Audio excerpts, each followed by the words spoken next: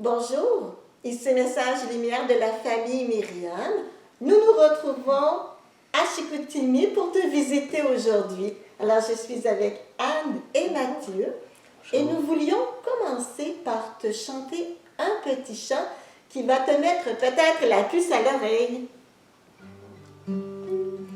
Vivez la charité, vivez la charité, vivez la charité, Papa nous bénira. Mes bien-aimés, je vous ai pardonné, mes préférés, vous devez pardonner. Vivez sous le souffle de mon esprit.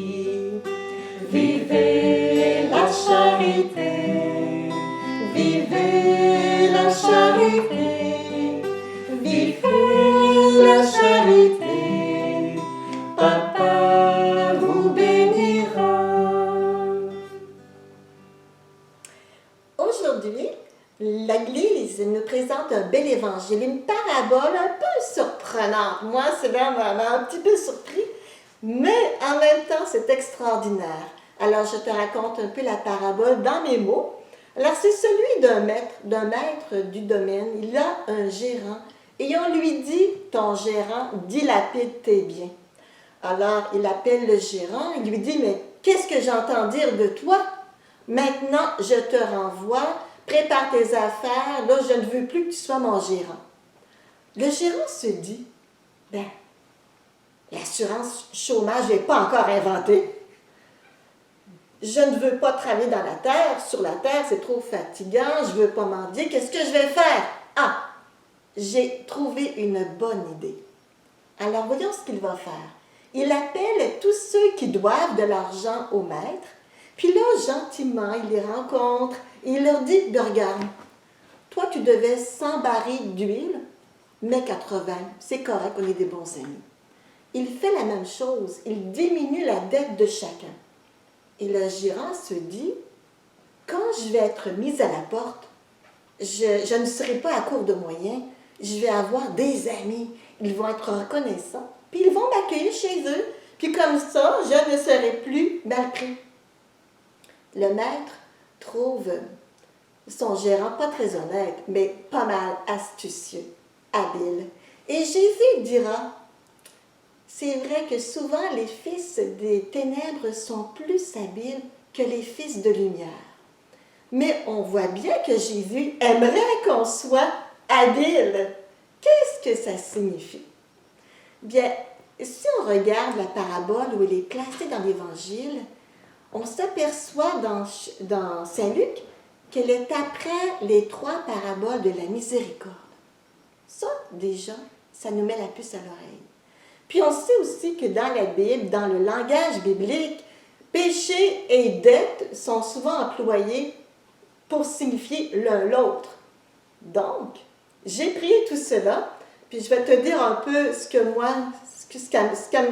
cela me dit.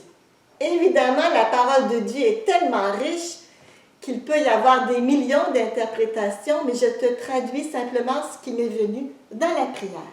En fait, c'est comme si le Seigneur me disait, Chantal, si tu veux préparer ton avenir avec moi, si tu veux connaître dès cette terre, mais toute l'éternité, la joie de l'accueil fraternel, remets donc aux autres les dettes qu'ils pourraient avoir contractées envers toi. Pardonne, excuse l'intention, sois indulgente, sois compréhensive, sois bonne.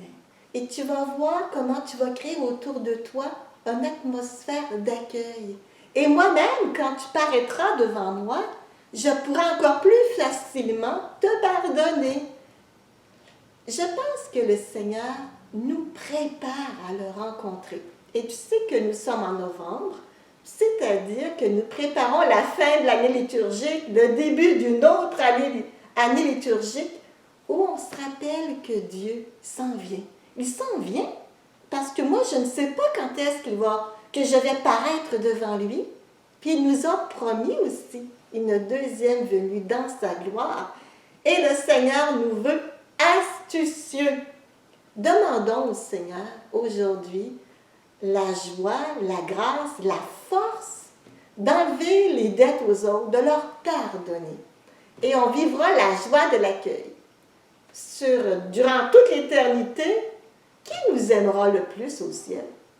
À part Jésus et Marie, c'est ceux à qui on aura pardonné, dans le fond.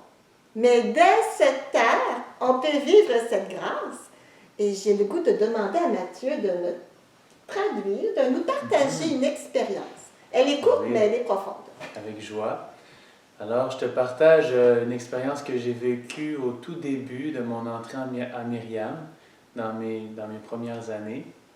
J'avais beaucoup de difficultés avec un frère dans la famille. On ne s'entendait pas.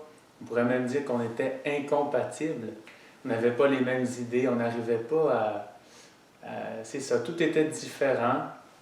Mais avec le temps, on a fait beaucoup d'efforts, puis tous les deux, on voulait avancer dans ce chemin de pardon, dans ce chemin de vérité. Et puis, on a commencé à s'émerveiller l'un de l'autre, à faire des gros efforts chaque jour. Puis finalement, ce frère-là, pour moi, est devenu très, très précieux, grâce au pardon, grâce au recommencement. Puis je pense que je le suis devenu pour lui aussi, il me l'a déjà dit. Alors, gloire à Dieu. Rien n'est impossible à Dieu. Aujourd'hui, pour qu'on se chemine tous dans ce sens, je te propose un petit exercice qu'on va essayer de faire. Se prêter mutuellement des bonnes intentions. Parce que d'abord, c'est vérité, parce que c'est justice, parce qu'on ne connaît pas le cœur de l'autre. Mais c'est aussi charité. Et ce petit exercice tout simple peut nous aider à attendrir notre cœur pour que Jésus puisse pardonner lui-même en nous. Alors, bonne journée et on va terminer en rechantant notre refrain. Vivez la charité, vivez la charité, vivez la charité.